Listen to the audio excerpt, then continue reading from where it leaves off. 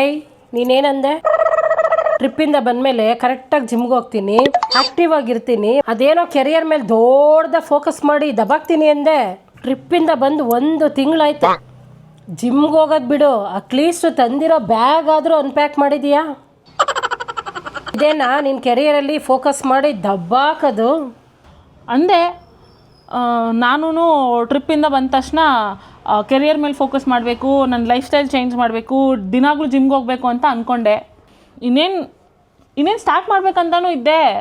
ಏನಾಯಿತು? ಬೆಕ್ಕಡ್ಡ ಬಂತಾ? ಬೆಕ್ಕೇನು ಅಡ್ಡ ಬಂದಿಲ್ಲ. ಅದು ಇದೇನೆಂದರೆ ಬಿಗ್ ಬಾಸ್ ಸ್ಟಾರ್ಟ್ ಆಗ್ತಾ ಇದೆಯಲ್ಲ, ಅದಕ್ಕೆ ಬಿಗ್ ಬಾಸ್ ಮುಗಿದ್ಬಿಡ್ಲಿ, ಅಷ್ಟೊಂದು ನ್ಯೂ ಇಯರು ಆಗಿಬಿಡುತ್ತೆ. ಒಟ್ಟಿಗೆ ಬಿಗ್ ಬಾಸ್ ಮುಗಿದ ಮೇಲೆ ಫುಲ್ ಫೋಕಸ್, ನನ್ನ ಕೆರಿಯರ್ ಮೇಲೆ ಫೋಕಸ್, ಲೈಫ್ ಸ್ಟೈಲ್ ಮೇಲೆ ಫೋಕಸ್, ಬೇರೆ ಏನು ಫೋಕಸ್, ಎಲ್ಲ ಫೋಕಸ್ ಒಂದೇ ಕಡೆ ಹಾಕ್ಬಿಡೋಣ ಎಲ್ಲ ಫೋಕಸ್. ನಿನ್ನ ಮಕ್ಕೆ, ನಿನ್ಗೇನಾರು ನಾಚಿಕೆ ಮಾನ ಮರ್ಯಾದೆ ಆಯ್ತಾ?